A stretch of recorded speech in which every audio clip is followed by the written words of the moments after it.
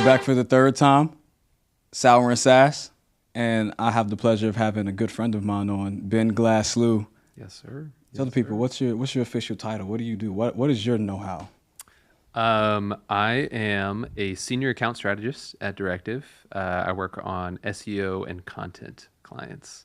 And thank you very much for having me. Of course, bro. Mm-hmm. So we're talking about everything SEO, AEO, GEO, all these three-letter like engine optimization things. Mm-hmm. So this is stressing a lot of marketers out actually with AI. So could you walk me through why you think most B2B companies are optimizing for the wrong search engine in 2025? I think actually, even with all of the different letter acronyms, I think the biggest thing is optimizing for wherever people are searching. So even if we've got 30 different AI platforms, we want to make sure that we're maximizing where we're appearing on there. So I think it's not necessarily one search engine over the other. I do think there's been a lot of buzz about AI, about ChatGPT, whatever it may be. And people forget sometimes that Google, Bing, all of those search engines, they're still very valuable platforms for us to be on. So I do still think that traditional search is also very important. But LLMs, as they're growing, that's definitely a place that a lot of B2B organizations want to be visible on. They just don't necessarily know how to do it. So I do think that that's important, learning how to appear on those different platforms. But, you know, all of these different platforms, they all have benefit for us to appear on. Let's go. Yeah. Well, we don't call it Sour SaaS for no reason, so we're going to go ahead and get you going. I'm going to mess this bag up. There we go. All right, you get the pick of the litter. I don't know if I've ever had a sour Skittle. They hurt. In my life. They hurt. Yeah. I will tell you that much. And it's going to bring me great joy to see the pain on your face. Here's the question. The first question for you. You can't do one. You got to do a Oh, I got to do a little handful. Get three. So, what's the biggest mistake you see companies making when they try to optimize for AI engines? And I have to take this before I answer. Oh, yes, sir. Okay. Sponsored by Skittles. It's not. Okay, so say that one more time for me. Yeah. So what's the biggest mistake you see companies making when they try to optimize for AI engines? Okay. I was just thinking I'm chewing right into the mic. This is about to be a ASMR B2B podcast. Biggest mistake that I see is honestly nowadays there's so much stuff that's floating around LinkedIn. Goodness. All of these different ways that you can optimize for LLMs, and a lot of it is just fluff, where somebody's trying to get attention on their LinkedIn posts, and they do that by getting a reaction out of people, making them think that they're doing something wrong. Yeah. I think the biggest mistake really is that people forget about SEO fundamentals just in general. And now that we are roughly 2 or so years, a little bit more, almost 3 years since ChatGPT launched, you know, we're starting to see more data come out about what the actual change is and how people are searching, how this changes our role as SEOs, what is actually having an impact and what's not. And we're seeing just in general, of course, there are nuances between all the different platforms, but SEO fundamentals is still very, very important. And doing a lot of the same SEO fundamentals that we would have recommended 5 years ago is still going to have an impact today, even with 30 different AI platforms and new search engines and all of that. All of that is still very important. So not forgetting that, even with all of the flashy new things that come out. And secondly, I would also say just testing in general and forgetting about the value of testing.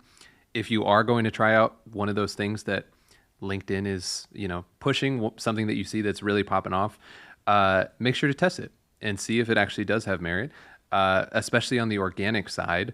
There's not a lot of downside for testing something new. If it's putting out a new piece of content, that's not necessarily going to be that much resource-wise. So just continuing to test. I think that's something that's forgotten. I'm going to give you one more big question, and then we're going to go lightning round. That sound good to you? Yep. Okay. I was stashing away these Skittles. Let's talk an expensive lesson for you. Okay. What's the biggest mistake you made while figuring this out? Either a strategy flopped, a budget you wasted, or a belief that you had to completely unlearn about AEO, GEO, SEO? Oh, man. Just talking with my mouth full. Bad manners. I wouldn't necessarily say this is an expensive mistake, but just to the answer that I had last question too, I think for me too, with all of the stuff that was changing, especially when AI overviews came out, that was the talk of the town. Everybody had some concern about how that was going to impact them. And then on my side, even when I'm working with clients and I have to have an answer for a lot of the things that I may still be uncertain about, my biggest mistake, I guess, would just be thinking that SEO was going to just blow up. Not necessarily, that wasn't a firm belief that I had, but as so much stuff is changing, it's easy for that to pop into your head and get a little bit nervous. But the reality is, for the last 10 years and even beyond that, there's always been some new thing that came onto the scene that everybody thought SEO was going to die after, featured snippets or, whatever it may be. There's always some new little Google doodad that people think will destroy SEO. But, we're still here, and our clients are still making a lot of money from organic as a platform or as a channel. So I think even with so much changing in the future, I still think, a lot of those SEO fundamentals stay the same. Sounding like a broken record, but very important. Yeah. So we're going to give you lightning rounds. Oh, my goodness. Yeah. I hope you're not eating nothing good for dinner. No, you take these. This is yours now. I was going to say. Yeah, this is yours now. 30 seconds per question, and then we're going to wrap this up. You ready? Best tool in your stack right now for tracking AI search performance. Okay. At Directive, we use currently, as of the time of this recording, we use a tool called Scrunch, which is really cool. If you've heard of Profound, it's very similar to that. What it does is it tracks all of these different prompts that you input into there, and it shows where you rank for a bunch of different prompts, all of the prompts that you're tracking. It also kind of groups them by different topics. So say you're a HR software or something like that, and you're trying to see how you rank for applicant tracking system as a topic. You can see over time how that's changed, where there may be specific gaps or what kind of topics people are, if they're searching for that you're not necessarily showing up for. So you can identify where there are gaps and then create content around that. So really cool tool for performance tracking and then also identifying some gaps that you may have. Let's go. Let's get some more. Here we go. Second one SEO metric you'd kill if you could. What's overrated and needs to die? Oh, man. It's not even the sourness. It's just the volume. I know. It's burning your tongue. Yeah, I know.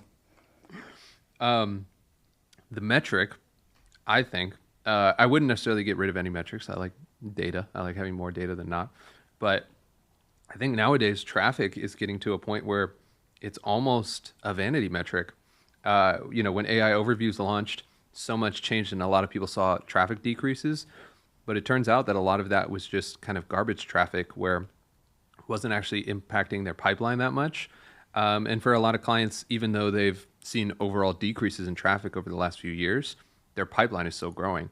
So I wouldn't necessarily say I would throw that away, but it's definitely less important than it used to be. Let's go. I'm going to give you a break and I'm going to clip one of the questions just for your sake. Let's go the fourth question before one before the last. Hottest take you have about the future of search that would get you roasted on LinkedIn? I'd think. So many Skittles, man. I think on LinkedIn, what would get me roasted is saying that 90% of LinkedIn content is really just nonsense. As in, not all LinkedIn content, but specifically around SEO nowadays and AI optimization. People throw out, very early preliminary data, and then 1 month later we get conflicting data that totally contradicts it. So I think it's very important, even if there's a new technique or new tactic, that we test everything, make sure that there's actual significant data behind it before really pushing it as something that's actually going to move the needle. And then especially advertising, agencies that are advertising specifically that they have the hack, they have the cure, when a lot of this is testing, a lot of it is generating, gathering data, which is an advantage of having an agency where you gather so much data across clients, and you can base your recommendations off that. Yeah, I'm waiting for the Twitter warriors to come after you when this video launches. The LinkedIn warriors? I'll be here to defend you, bro. Don't worry. Right. Thank you. Last question for the people. If a CMO asks you, should I still invest in traditional SEO in 2025, what's your answer and why? All right, I got to swallow these. And then I'm going to answer this. I'll eat these after my answer. I would absolutely say it is still very valuable to invest in organic as a platform. You think about it as something that has very little customer acquisition cost, especially once you get to a great place SEO wise and LLM wise, your customer acquisition cost goes way down. So especially for larger organizations that have a really high lifetime value of their customer, if you're able to get in a really good place organically and on AI platforms, this is essentially recurring revenue that comes in for a very low customer acquisition cost. Of course, there's a lot of stuff that goes into that. Having a great agency is one of them. Let's go. Like who? Like us. Oh, okay. Just to make sure. Thank you. Yeah, Thank you. yeah, Shameless plug. Yep, shameless plug.